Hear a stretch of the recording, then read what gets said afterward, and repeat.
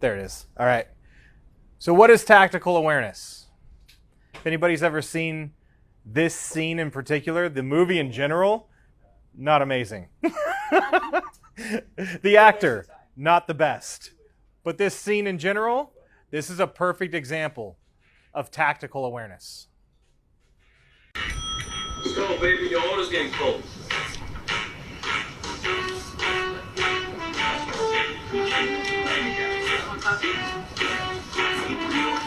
With an hash brown, sure, and then I'm most welcome to like them, right? Okay, yeah. How did I get here? Two big guys dropped you off about 10 minutes ago. Told me to look after you. Want some coffee? You look like you could use some.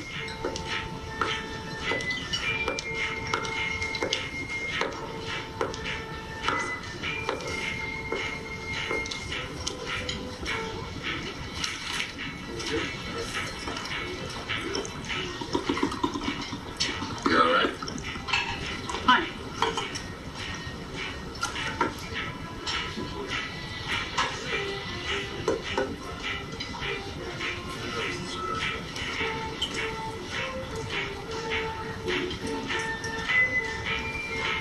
I said, you got a problem, boy? No problem. Nobody move! Just couldn't let him leave. On the ground, now! Keep your goddamn Get on the ground! Still, I mean, damn sure you stop breathing today. You got that? Empty the goddamn register now! Empty that register! Get back! Get back! Get back!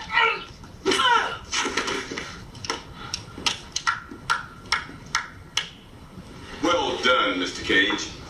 Who the hell are you? The name's Gibbons. Augustus Gibbons. You seem upset. Is that a problem? What is this place? Looks like a diner. That's clever.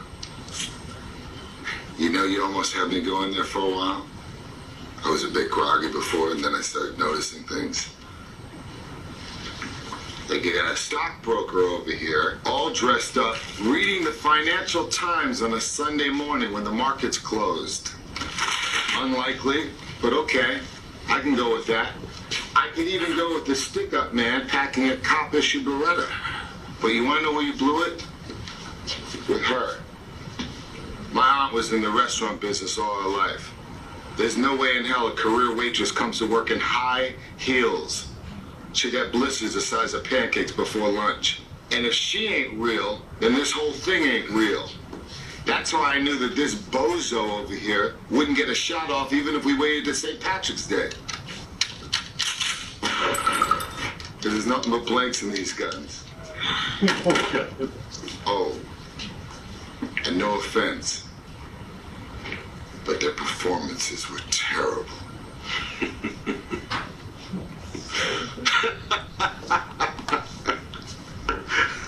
That's good. That's very good. Okay, it's your turn, pretty boy. So, tactical awareness. Not just taking things at face value. Understanding the reasons behind what people are doing, what people are wearing, their actions that they're taking. You ever notice that, have you ever gone to dinner or in a public space with like a police officer or a sheriff? Or maybe somebody that's ex-special forces in the military? They will never sit with their back to the door. They need to know who is walking in and walking out of that room at all times. They know where their exits are. They know how many people are in the room. Okay, there's another video clip that if you just want to know, or if you've seen it, it'll maybe resonate. Jason Bourne. When they get to the diner and he's sitting down and he's like, why do I know that I could run full out for 3/4 of a mile without stopping? How do I know that the easiest place to find a gun is in the bed of that, blue truck outside? How do I know these things? Like, how do I know the guy at the bar is about 250 pounds and can handle himself?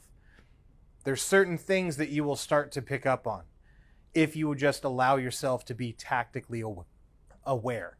So, realtor safety statistics. 38% of realtors have experienced a situation where they feared for their personal safety. Now, I got these numbers from NAR. Okay, so this is the National Association of Realtors. 44% female and 25% male is what comprises that prior statistic. 5% of realtors have been victim to a crime. Now, 38 felt that they were in fear for their safety. Only 5 of those percent have been victim to a crime. Now, 39% of NAR members have taken self-defense class. 41% are male, 37% female. Most common self-defense weapons carried. Number 1 is pepper spray. Number 2 is a firearm. Number 3 is pocket knife. Number 5 is taser. And then number 2 is a birthday party gift. Battery-operated noisemaker. God knows what a battery-operated noisemaker is. My kids get them for Christmas every year, and I take the batteries out, and I'm like, oh, it's broken. It doesn't work. So when I was taking classes to get my carry concealed permit, to get my pepper spray and baton permit, one of the things that we learned with pepper spray is it doesn't shoot just like a jet and then it's gone. It actually creates a cloud. And we were told if you're working in a bar, in a nightclub, in an enclosed space, you need to be very cautious if you ever want to use pepper spray, because it will get into the ventilation system, and everybody that is in that enclosed space is going to be affected by your pepper spray. And you are personally responsible for everybody that's affected by your pepper spray.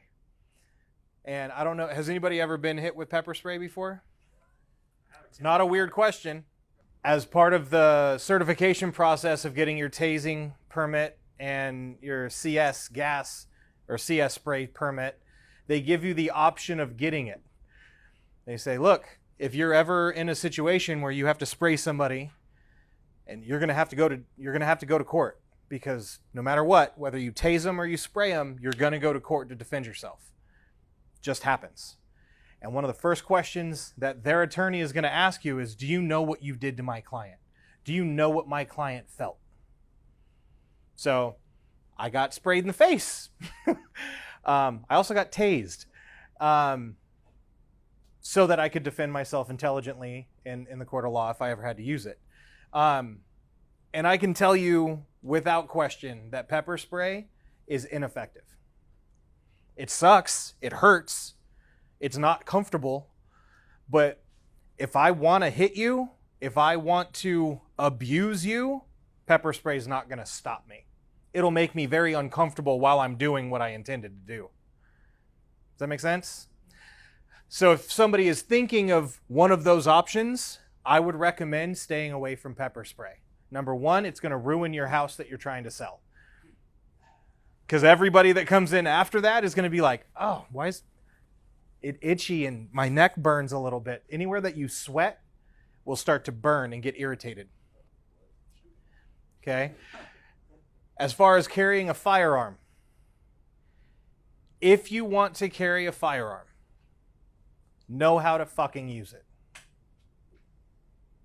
I can't stress that enough. I can't. So the County of San Diego was sued and lost because the San Diego sheriff was not approving concealed and carry permits. They just blanket weren't approving them. They said you needed justifiable cause, which is against the law and unconstitutional. So they lost, which now it's actually like a 3-week process and you can get your carry concealed permit, especially as a realtor. It's very easy, okay? Because we get into these compromised situations where it's us, one person we don't know, and that's it. So if you intend on carrying a firearm, it's not that hard to get from the County of San Diego the carrying concealed permit so that you legally can. If you decide to do that, I would recommend going through some courses to learn how to shoot. Judicious aim is your best friend when you're using a firearm for self-defense. Space and aim. You have a firearm. I don't have to be close to you. I need distance and then aim, and I will win. If you don't want to carry a firearm, totally okay. I would recommend a taser. Okay? That is way more uncomfortable than getting pepper sprayed and exceptionally more effective. What it does, from my personal experience, is it locks all your muscles. So that's why when you see somebody like on cops, they're running from the cops and they get shot with the taser, their whole body just locks and then they fall over, because that's what it does. It like sets all of your muscle at the same time. So when we did it in my class, we had to start on our knees, and they attached the electrodes on either side of your clothes. They didn't shoot you. They just had electrodes that they attached. And he's like, taser, taser, taser. Hit the button. It was like, oh! And you just fall over. It was pretty shitty. So there's two different types of tasers. There's the ones where you physically have to hit them with it. But there's another one that's like a gun, and it shoots barbs. And there's a little cartridge at the very end of it. Those are what I would recommend the most. Because what they do is once you hit them, you take the cartridge out and you run away. And it continues to electrocute them for a certain period of time. Well, no, because the whole point is to keep them incapacitated to allow you to escape.